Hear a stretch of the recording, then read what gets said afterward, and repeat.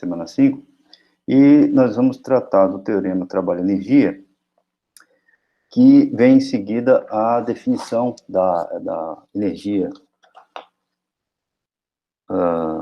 que era da mudança de energia com o trabalho realizado sobre um sistema que não necessariamente estivesse em movimento, por exemplo, uma mola, inclusive, que foi, inclusive, onde a gente apresentou a definição, né? Agora, a pergunta é, será que esta mudança de energia no sistema também pode ocorrer num movimento? Ou seja, a questão a maneira como eu ponho é, e sobre os parâmetros dinâmicos?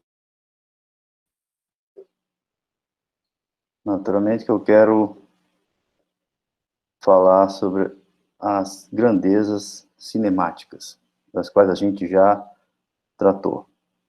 Bom, para tratar sobre isso, naturalmente que a gente tem que considerar que nós temos um móvel, tá?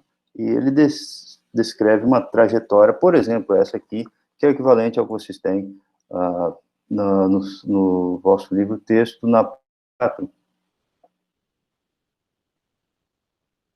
nessa nona edição, e que trata de um deslocamento, quando o móvel, portanto, tem movimento, eu vou supor que ele esteja aqui, ele sai de um ponto qualquer anterior, chega a um ponto qualquer posterior, ao qual, em consonância com as definições anteriores, a gente diz que saía de uma posição A1, iria para uma posição A2, e eu tenho a atuação de uma força, certo? Eu vou aqui exemplificar essa força com uma direção qualquer. Ela, portanto, é uma força atuando sobre esse móvel, que encontra-se em movimento, a força F. E eu, então, continuo, e já desenhei, para adiantar, portanto, as cinemáticas que nos interessam. Então, se nós vamos falar de trabalho, e nós já dissemos que só importa a parte da força, ou a componente, se preferir, que está na mesma direção que o deslocamento, então, uma das possibilidades é nós usarmos as componentes, que nós também já conhecemos, por exemplo, nesse caso, transversal e normal. Porque nós temos aqui, nitidamente, da trajetória em que nós não temos deslocamento nenhum na direção normal. Então, esta já não nos interessa.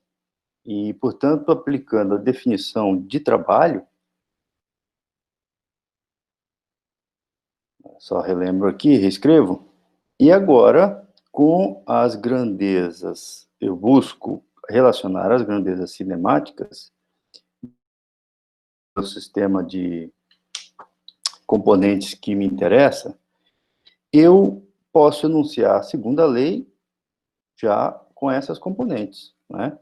A gente já viu isso também, tanto F igual a MA, só que aqui agora as componentes transversais. Então, força transversal é igual a massa vezes a aceleração, a parte transversal da aceleração. Bom, a gente sabe que a aceleração é da velocidade, né? Então tá lá, ó.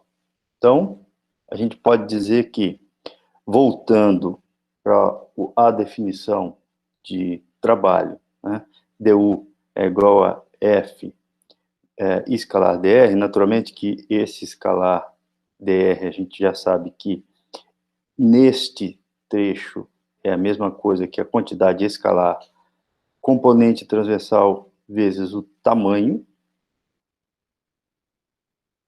e em vez da força, nós podemos voltar aqui, só para que a gente entenda de onde é que veio esta parte, a esta igualdade, em vez de a componente transversal da força, escrevemos ela dessa forma, fazendo uso das grandezas sistemáticas e das relações entre elas. ds, e ainda sabemos que escalar é a rapidez, ou seja, a quantidade de...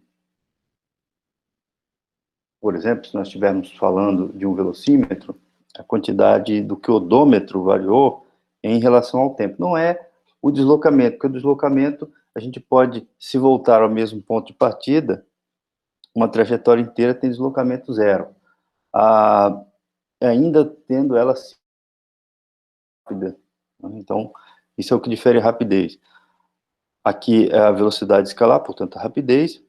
Posso fazer esta relação, atenção, aqui ninguém está fazendo nada fora da formalidade, apenas não se fazem todos os passos da formalidade, mas se eu escrever a minha diferencial total ds, que é função, eu fico com v, que é a função de t, dt. Essa é a diferencial total ds, e assim eu terei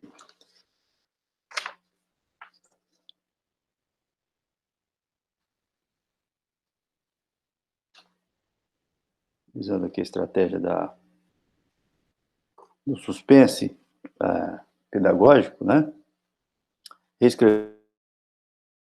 Então, esse produto dá isso aqui, nós já vimos de onde é que isso vem, já vimos que substitui o ds por este termo, e, portanto, eu agora só tenho um produto.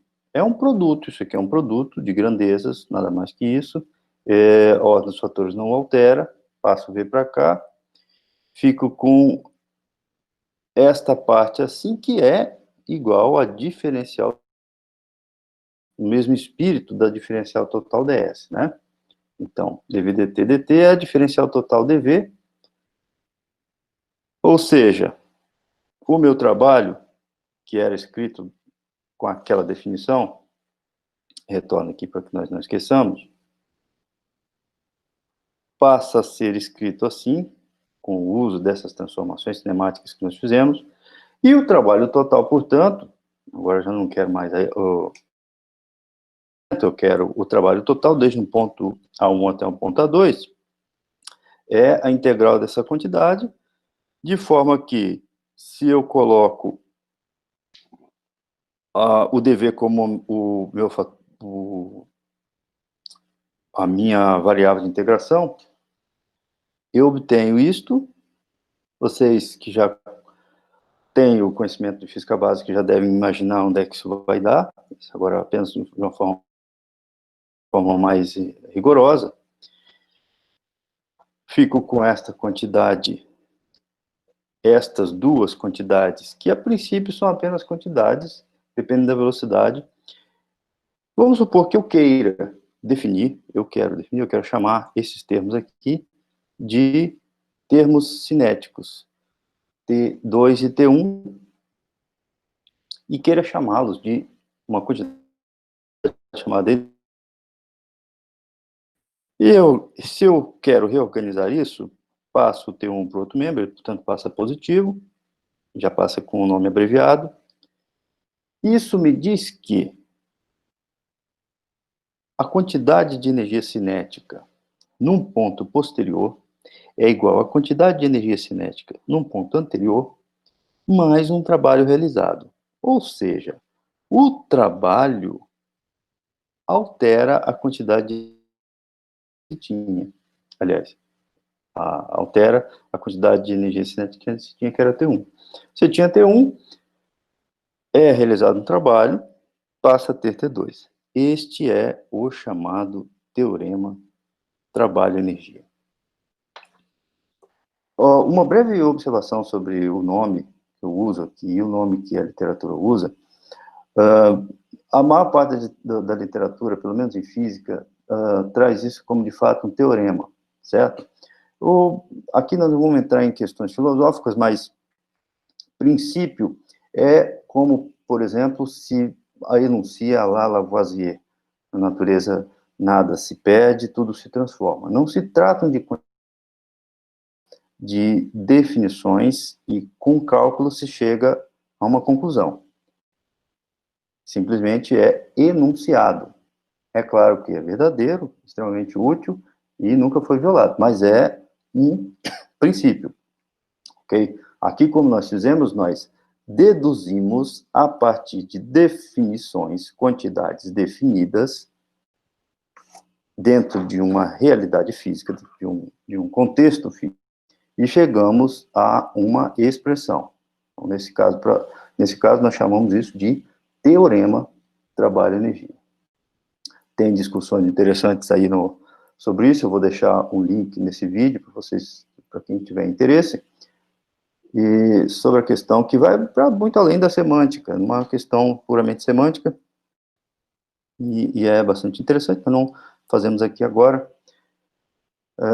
Em vez disso, porque foco, em vez disso a gente vai aplicar isso aí a um problema, melhor, dois, eu já deixei aqui ligeiramente pré-feito, para economizar aí alguns bits. Temos o problema resolvido 13.1, ele é o problema que está na página aí da nona edição, não é? Na página 69, mas eu incluo uma análise que se aproveita também para o problema proposto 13.1, por coincidência, eles têm exatamente o mesmo número, mas a situação é a seguinte: temos um automóvel, aqui eu esboço o automóvel, claro que a ladeira aqui está exagerada, eu exagerei de propósito, isso aqui não é 5 graus, né, no meu desenho, mas eu fiz para que a gente percebesse os efeitos. Ele, então, tem uma certa velocidade inicial, V, e depois ele para. Ou seja, ele chega a uma velocidade, aliás, ele tem uma velocidade inicial de 72 km por hora,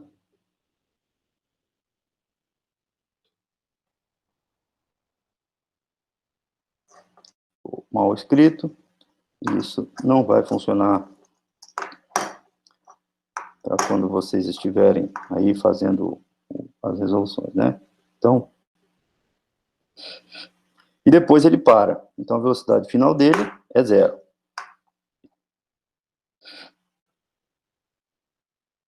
Ele tem uma determinada massa, naturalmente, né? Massa de 1.000 quilogramas.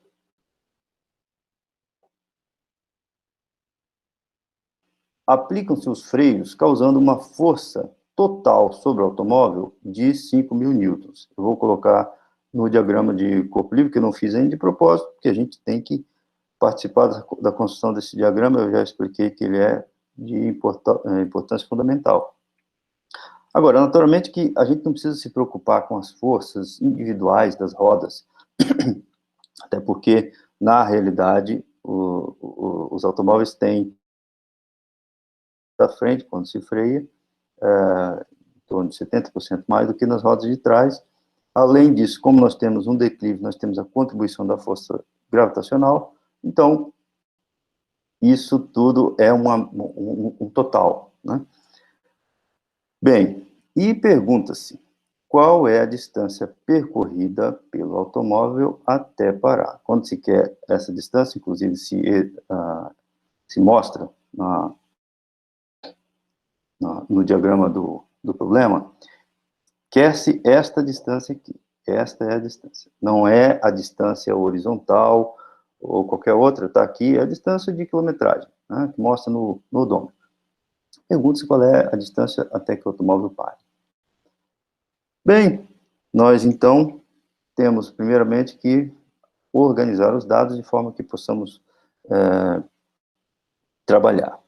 Depois a gente precisa colocar as equações que regem a análise que a gente vai fazer. Não necessariamente nessa ordem, pessoal, mas é importante que as duas estejam presentes, certo?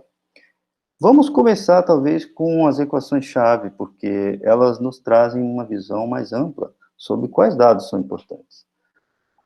Como eu disse para vocês, é indiferente qual dos dois se anote primeiro, se organize primeiro, como uma disciplina de resolução, mas eu prefiro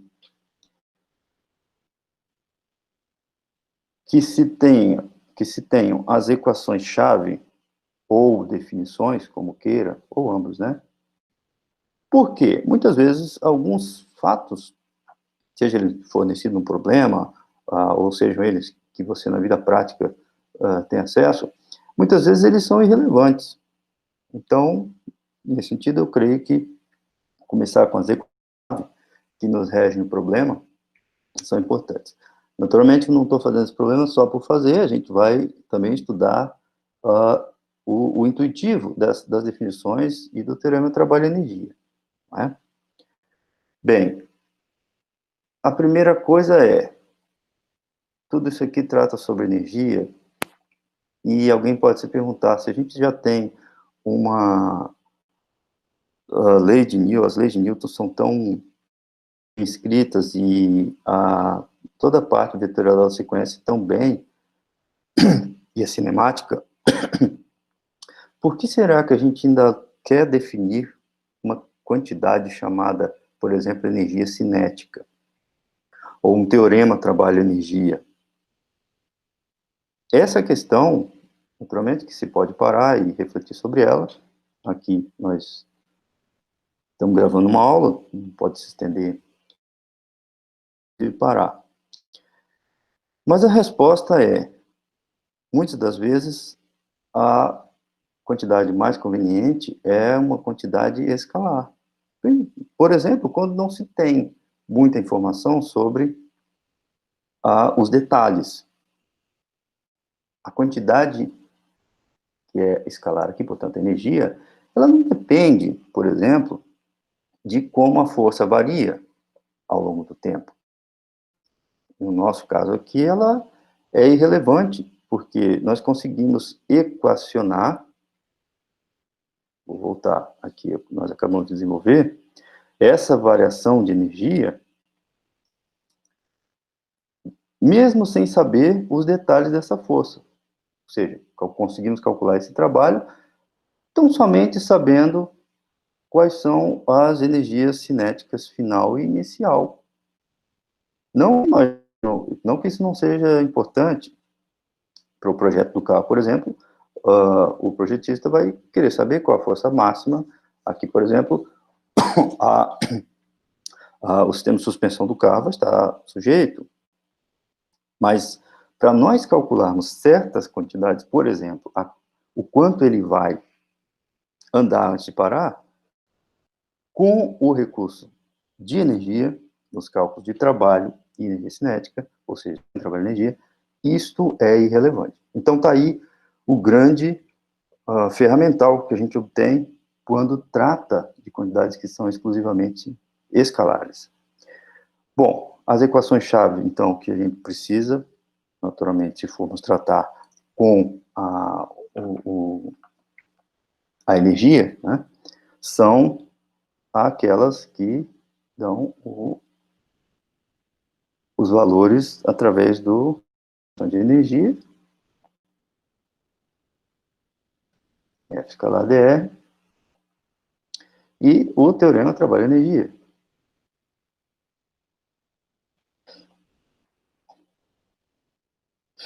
Essas seriam as coisas que a gente precisa. Dentro disso aqui, naturalmente, eu tenho que T é igual a meio de mv ao quadrado. Portanto, eu sei que eu preciso de todos esses parâmetros. Vou grifá-los para a gente garimpar com mais objetividade nos dados do problema aqueles que realmente nós precisamos. Nós precisamos da massa, precisamos da velocidade, e naturalmente, se tem duas energias cinéticas, nós precisamos das velocidades dos dois momentos, e nós precisamos desta força.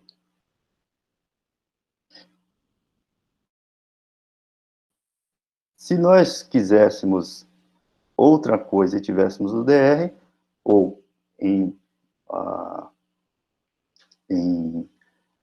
equivalentemente, quiséssemos o tamanho do deslocamento, aqui como está unidimensional, a gente ia procurar o DR nos dados. Aqui a gente vai procurar, na verdade, a gente vai tentar obter. Então, esse aqui é...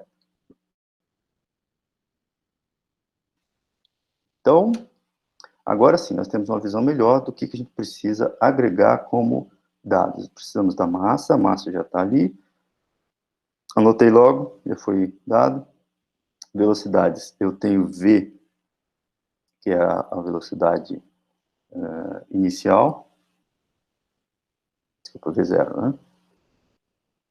É igual a 72 km por hora, que não está nessa para fazer isso, não vamos gastar bits com essa questão, né? Se quem quiser pode perguntar isso à parte ou buscar. Mas a gente sabe que converter isso aqui é dividir por 3,6 para chegar à unidade de metro por segundo, que aí sim está no SI. Depois a gente tem a velocidade final, que é igual a zero, e a força, que é fornecida de 5.000 newtons.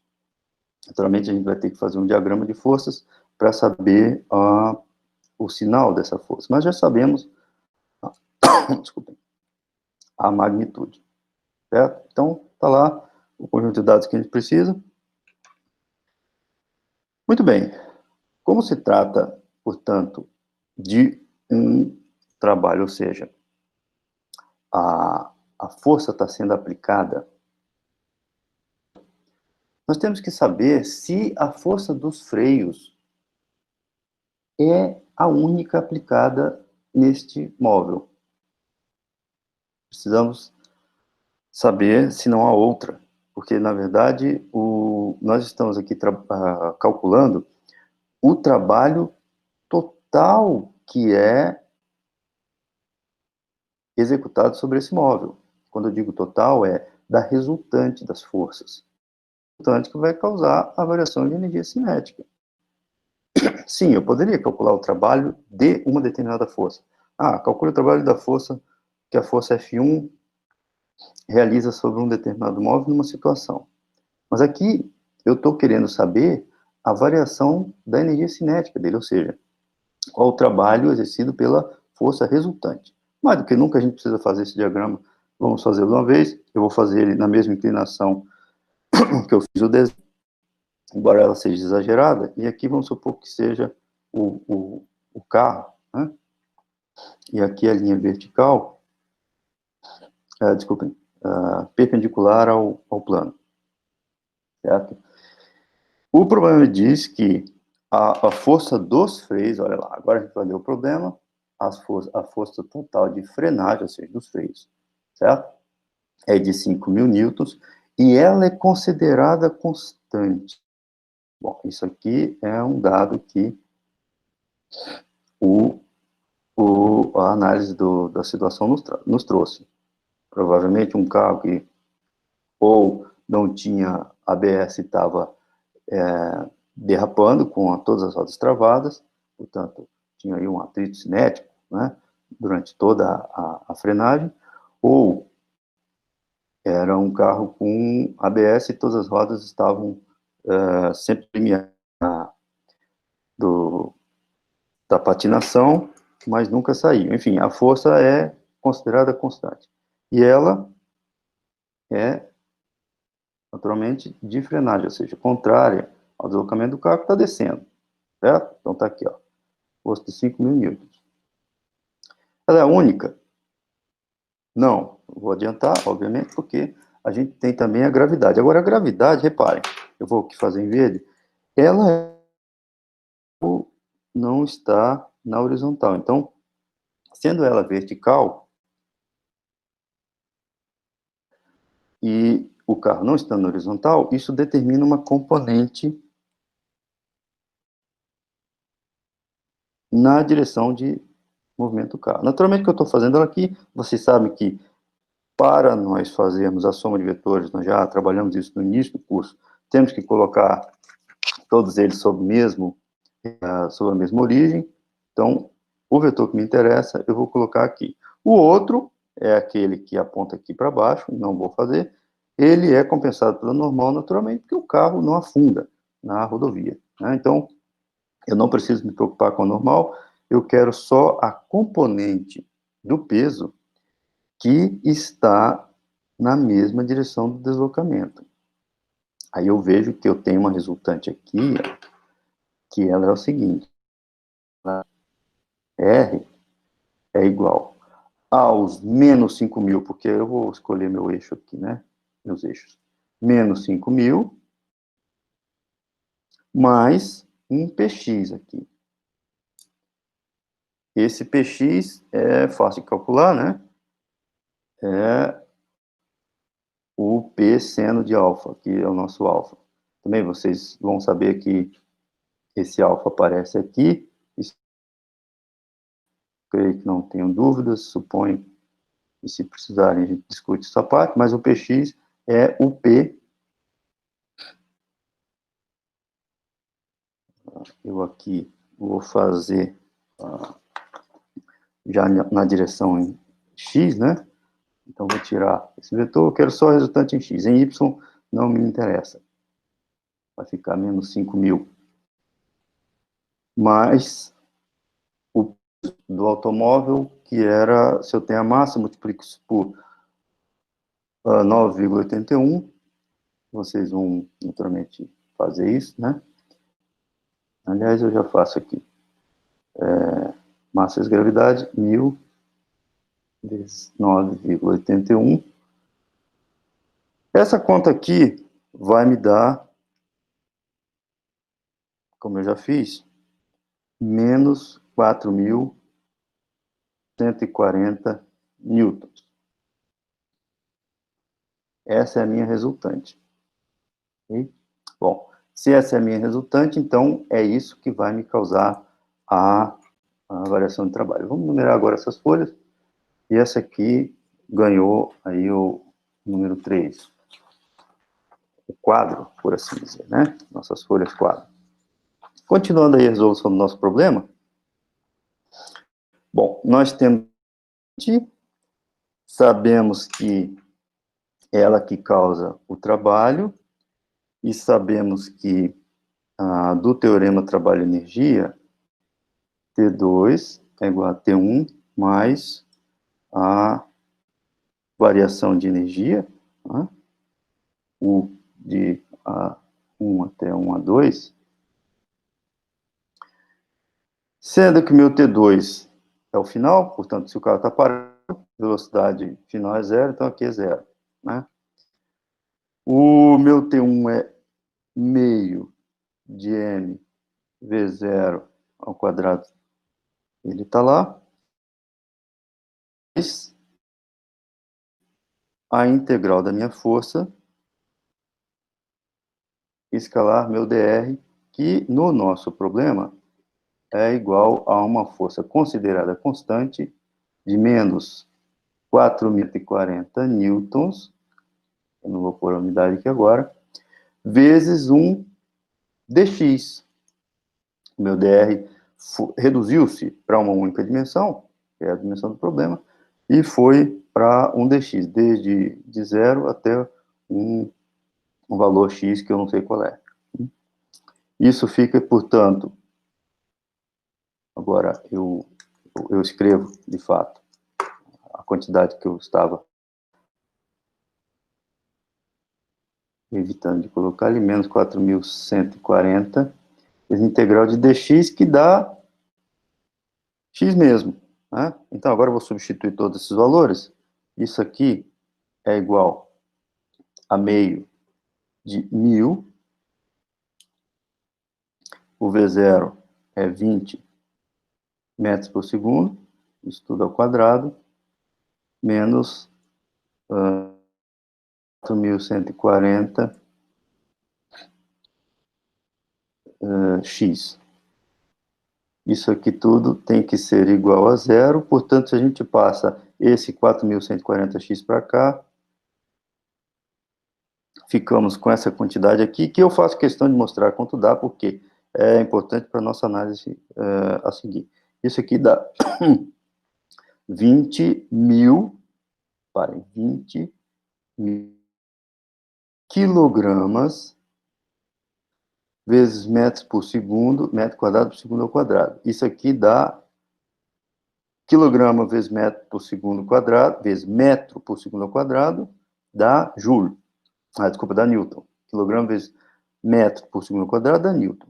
Isso seria 20.000 newton. Repare, eu vou apagar o que eu vou fazer aqui, propositalmente, porque é uma estratégia, não é? Newton por vezes metro, que é o joule, quantidade de energia. Mesma coisa acontece aqui, ó, né? Newton, Newton vezes metro, esses 4.140 era a força, nós já tínhamos explicitado antes. Portanto, o meu X, como eu quero saber, dá 48,3 metros, ou seja, eu preciso de 48,3 metros para esse carro parar, se o sistema de frenagem é capaz de fornecer 5.000 newtons num ângulo de 5 graus, porque a componente da gravidade varia com o ângulo, componente em X, certo? Então, eu preciso de pelo menos em torno de 50 metros para parar um carro, 2 km por hora, descendo uma ladeira de 5 graus de inclinação. Isso é uma das conclusões. Outra das conclusões, nós temos 20.000 joules, ou joule, como essa é uma palavra estrangeira. Então, a gente não tem um padrão de pronúncia, mas, de qualquer forma, e que eu transformei esses 20.000 joules que o carro tinha quando em alguma outra energia. Foi, no caso aqui, dissipado em calor nos freios, né? É um sistema de freio tradicional, como está dizendo aqui. E se a gente pudesse transformar isso em uma outra forma de energia? Aí é que entra o que eu queria que vocês fossem olhar, portanto, vocês vão olhar lá nos exercícios propostos, e já é o primeiro, o 13.1, proposto 13.1, que fala de um pequeno carro híbrido. Quando a gente diz carro híbrido é porque é a combustível e a bateria ao mesmo tempo, né? Cuja massa é 1.300 quilogramas. E pede-se aqui uma outra situação, mas eu queria fazer o seguinte comparativo. Se nós tivéssemos convertido esta energia de frenagem em energia elétrica dentro dos sistemas de conversão do carro, por exemplo, um freio regenerativo, como assim se chama, né? A que velocidade nós poderíamos acelerar este pequeno carro? Então a gente faz assim, ó. Não é exatamente o problema proposto 13.1 que eu estou fazendo um comparativo com aquela situação, né? Se os 20.000 joules que eu usei na frenagem acelerassem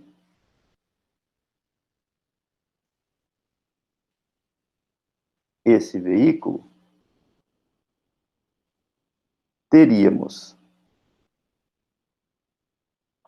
naturalmente, uma variação de energia cinética, T2, T1 é igual ao trabalho, desde A1 até 1 a 2, ou seja, estou enunciando o teorema de trabalho de energia fiscal quando ele parte do repouso, né?